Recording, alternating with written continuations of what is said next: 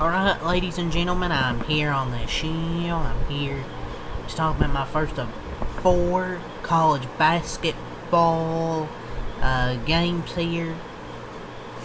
First one, we're going to talk about an SEC battle between the Florida Gators and the number 21 ranked Tennessee Volunteers. And Florida, dominant victory here at home. They win 91 to 67, 6-7. But yeah, Florida really took control at the end of that first half. I believe it was it was back and forth first half for most of it. Then Florida, I think, went on like a 13-0 run. I think Boogie Flynn scored like, what was it? He scored most of those points there on that closing run. I think he had 2 threes. He had a layup. I think he scored mostly near all those 13 points. So it was back and forth first half, but Florida really took all the momentum. 13-0 run to end the half. So they go up 41 to 28, if I'm not mistaken. And then they just absolutely just demolished them in the second half, outscored them 50 to 39. So the end of that first half was really the difference. And Florida's kind of been disappointing to start this year. But they've got back-to-back ranked wins at home over Georgia and at home over Tennessee. I don't think Tennessee's going to be ranked after this in the next AP poll, but still, back-to-back really good wins at home in conference play after kind of the way they started this year is really good for Florida. Boogie Flynn probably had one of his best game as a Florida Gator. I believe he had 23 points in this game. Their whole starting lineup was in double figures. You even had Cha-Cha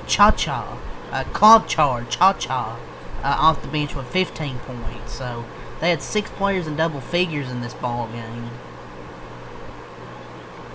Like, Boogie Flynn was just marvelous. I believe he had 23 points, 5 assists, 4 steals. I believe he went 9 out of 13 from the field. Ruben Chinyelu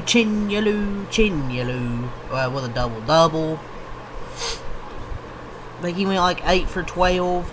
Boogie Flynn went 9 for 13. So those two actually just dominated.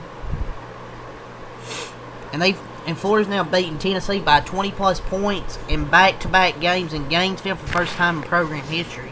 Where they blew them out last year at home, they did it again this year.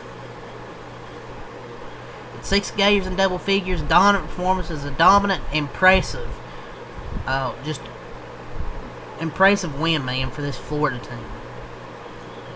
I really wasn't sure about this team after they've been struggling, like, after where they're ranked start of the year. Obviously, you didn't think the guards were going to be as good as Walter Clayton, Elijah Martin, and Will Richard. They've been disappointing. They really come around these last 2 games, I thought. Just a good overall team performance.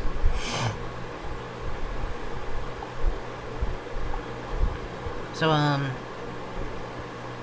absolutely Bears, Tennessee. Best game of the year easily. I'd say their best game of the year easily, and Georgia probably right behind that. So maybe this Florida team's turning it around, man. Like, maybe they're starting to figure things out. We'll have to see going forward. Probably the best game they've played all year for sure. They're not going to probably not play like this every game, but they can. This Tennessee team just, maybe they aren't really that good. I think Tennessee play Arkansas, and who else they play? Florida, and they've lost both games. But when your backcourt shows up, you're going to be able to win games. Like, why Florida hasn't been able to win games? Because their backcourt really hasn't shown up. Today, their backcourt really showed up. So, yeah, let's go over the stat sheet, and we'll call it a video here.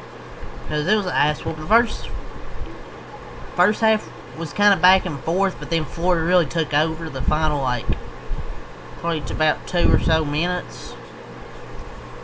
When that 13-0 run, then it was pretty much over from there. Florida just kept piling on. in the second half. Their offense was phenomenal. Now let's go over the stat sheet. So Florida, they improved to 11-5, 2-1 in conference play. They scored 91 points. They had 41 in the first half, 50 in the second half. For Tennessee, they dropped to 11-5, 1-2 in conference play. They scored 7 points. They had 28 in the first half, 39 in the second half. So Boogie Fland had 23 points, 5 assists, 4 steals, 9-13 from the field, 3 of 6 from 3. Sabian Lee, 10 points, 3 assists, 4 rebounds, 3 of 8 from the field, 2 of 7 from 3. Ruben Chinyalu, 17 points, 16 rebounds, 2 steals, 8 of 12 from the field. Thomas Haw, 13 points, 2 of 7 from the field, 1 of 5 from 3, 8 of 8 from the line, and had 5 steals. So even though he didn't play his best offensively, he still had 5 steals on the other end. Alex Condon, 11 points, 7 rebounds, 3 assists, 3 blocks, 4 of 11 from the field. Off the bench, Urban Cha-Cha, 15 points, 4 of 10, 3 of 9 from 3. Isaiah Brown, 2 points. Mike Anlogden, 0 points. So for Florida's stat sheet, they shot 48% from the field, 30% from 3, 9 of 30 from the 3-point line, 20 of 25, 80% from the free throw line. They had 41 rebounds, 14 assists, and 10 turnovers, 13 steals, 3 blocks, 12 offensive rebounds. 12 offensive rebounds, 3 blocks, 29 defensive rebounds, 21 fouls, and 13 steals. So for Tennessee, that's Florida's stats to go to Tennessee. Jacoby Gillespie had 12 points, 3 of 10 from the field, 2 of 6 from 3, 2 steals, 4 turnovers, 3 assists, 4 rebounds. Bishop Boswell, 4 points, 5 rebounds, 2 assists, had 6 turnovers, 1 of 3 from the field. Felix Carter, 3 points. Dwayne Brown, the second, 10 points, 5 of 6 from the field. Nate Ament, 17 points, 5 of 11 from the field, 2 of 4 from 3. I don't see Nate Ament being a top draft pick in this upcoming draft class. I really don't. I don't see what's good with this guy, man.